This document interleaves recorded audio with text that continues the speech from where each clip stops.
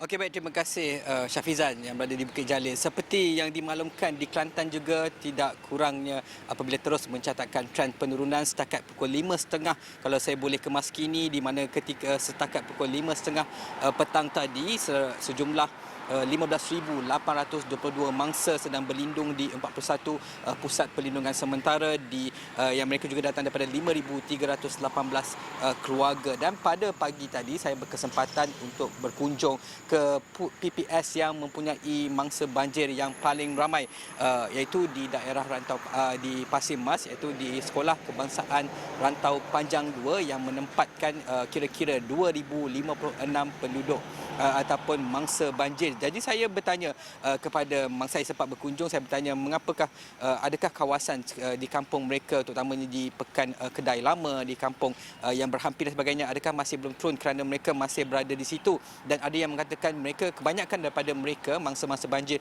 di PPS Sekolah Kebangsaan Rantau Panjang 2 itu berada berlindung, mendapatkan perlindungan ataupun bermalam di situ sejak daripada 25 hari bulan Disember lagi. Ini sudah memasuki hari keempat, dan apabila kita tanya tak ada tanda-tanda lagi, mereka kata masih belum.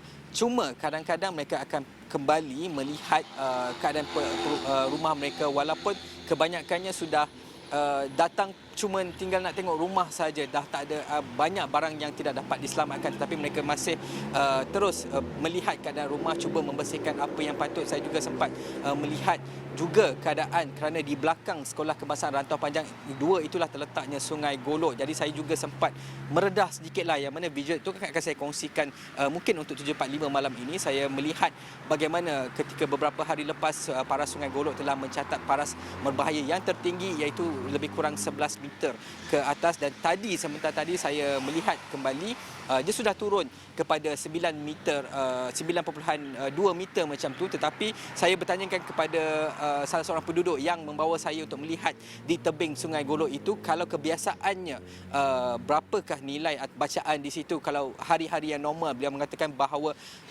biasanya bacaannya ialah pada 6 meter. Jadi bayangkan pagi tadi saya tengok masih 9 meter, sebelum ini sudah mencecah ke 10 meter. Jadi paras di kawasan itu masih berbahaya. Dan juga seperti yang disebut tadi, mereka juga gusar, walaupun trend di Kelantan ini menurun, tetapi mereka gusar kerana dikatakan bahawa akan ada gelombang baru yang mungkin akan melanda antara 3 ataupun 4 Januari nanti, yang membuatkan mereka berasa muskil, adakah patut balik dahulu ke atau tidak. Kerana mereka takut kalau bila datang balik banjir itu ataupun gelombang itu, maka rumah akan dinaiki air, maka mereka terpaksa pula datang ke PPS untuk kembali mendapatkan perlindungan. Itu antara luahan ataupun intihan. Dan juga mungkin juga saya boleh kongsikan, pagi tadi juga saya melihat bagaimana pengurusan kesihatan awam. Kita dapat melihat kebiasaannya di PPS ini akan ada petugas-petugas kesihatan. Dan di PPS juga saya sempat bertanya kepada pegawai kesihatan daripada Pejabat Kesihatan Daerah Bacok, yang mana Dr. Hidayu itu mengatakan bahawa walaupun beliau datang pada PKD Bacok, tetapi itu kerana pertolongan diminta oleh PKD daerah jajahan Pasir Mas itu, maka mereka akan datang dan akan membuat check up, membuat saringan dan sebagainya. Dan juga di sebelah kaunter itu juga ada juga pihak daripada NGO Imam ataupun Islamic Medical Association of Malaysia, Imam, melalui bawahnya iaitu Imaret.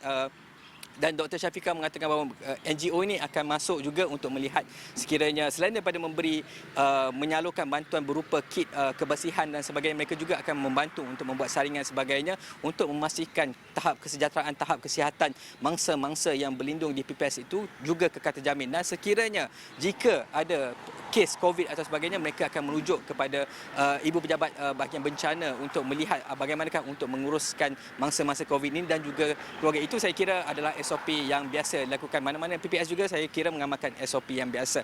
Tetapi juga malam ini 745 mungkin saya ingin berkongsi tentang bagaimana tinjauan kami di kawasan yang dikatakan menjadi tumpuan, contohnya mengapa punca banjir di Rantau Mas dan juga Rantau Panjang dan Pasir Mas ini menjadi lebih teruk berbanding yang lain, iaitu benteng pecah yang akibat daripada projek lembangan Sungai Bersepadu PLSB Sungai Golok. Itu akan saya kongsikan malam ini untuk 745. Jadi buat masa ini itu saja saya boleh kongsikan dari Pekan Rantau Panjang.